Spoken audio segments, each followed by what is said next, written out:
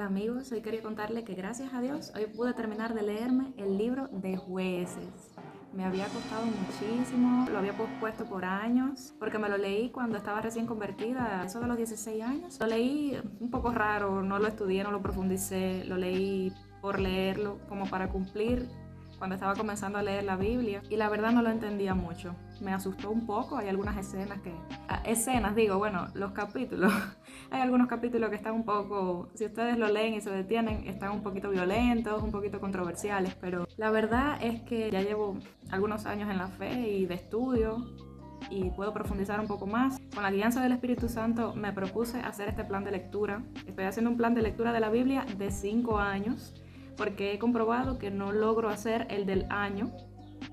Son demasiados capítulos para mí en un solo día y no logro profundizar, y lo que quiero es estudiar la palabra para comprenderla bien, para que las cosas que pueda leer me puedan edificar, las pueda aplicar a mi vida, pueda encontrar la esencia, el contexto, y por eso lo estoy haciendo de esta manera, un poco más profundo y más a largo plazo. Bueno, comencé sin muchas expectativas, pero pidiéndole al Señor que me guiara. Ha sido un libro que me ha edificado, que me ha bendecido. Llevo un mes leyéndolo, ya hoy terminé, y pude ver que nuestro Dios es un Dios fiel, a pesar de que nosotros, en nuestra debilidad, en nuestra concupiscencia, todos los días le fallemos, todos los días nos alejemos, todos los días batallemos con esta naturaleza pecaminosa que todavía portamos. Entonces, es un libro donde realmente vemos como el pueblo de Israel se aleja una y otra vez después de haber conquistado gran parte de la tierra prometida y haber quedado todavía territorio sin conquistar. No termina de conquistarlo porque no se esfuerza lo suficiente,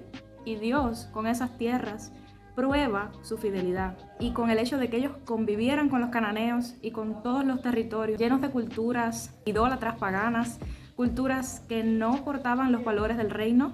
Ellos se corrompen, ellos se vuelven tras multitud de dioses, cantidad de panteones religiosos de dioses, en vez de adorar al único y verdadero Dios que les había demostrado su verdad, su poder, su majestad, su reinado, que era su rey, su único rey. Y ellos abandonan por completo a Dios. Sin embargo, cada vez que tienen situaciones, problemas, que sus enemigos los atacan, nuevamente se vuelven a Él, nuevamente se acuerdan de que tienen un Dios verdadero, y ese Dios los vuelve a defender una vez más. Muchas de las figuras que impactaron mi vida fueron la historia de Gedeón, la historia de Débora, la historia de Jefté y su hija, la decisión apresurada que Jefté tomó al hacer un voto a Jehová, donde decía que si él vencía la batalla contra los amonitas, iba a entregar en sacrificio a la primera persona que se encontrara con él al llegar a su pueblo. Y cuando él llega victorioso de la batalla, porque Dios le da la victoria, la primera persona que va a su encuentro es su propia hija, y tiene que sacrificarla porque le habían hecho un voto a Jehová.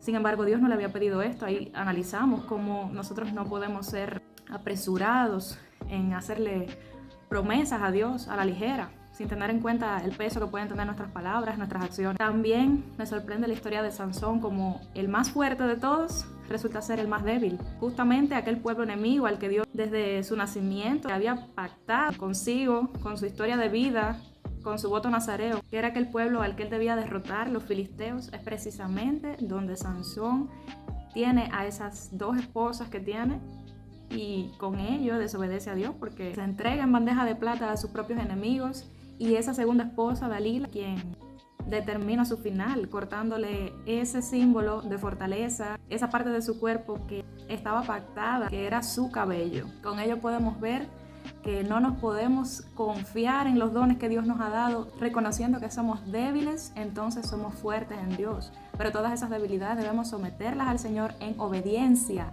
Hay muchas historias preciosas en este libro y otras que van a dar un poco de miedo, pero que al mismo tiempo nos van a dar un contexto de cómo vivía el pueblo de Israel en esta época en que no tenía reyes y en que tampoco se sometía al reinado de Jehová, a pesar de que Dios había demostrado innumerables veces su gran amor por su pueblo. Entonces te invito a que lo puedas leer, a que puedas conocer más de la palabra de Dios, a no prejuzgar ningún libro antes de leerlo, como dicen por ahí, a no juzgar un libro por su portada, y a saber que toda la palabra de Dios es útil para instruir en justicia, a fin de que estemos preparados para toda buena obra y para hacer su voluntad. Dios te bendiga.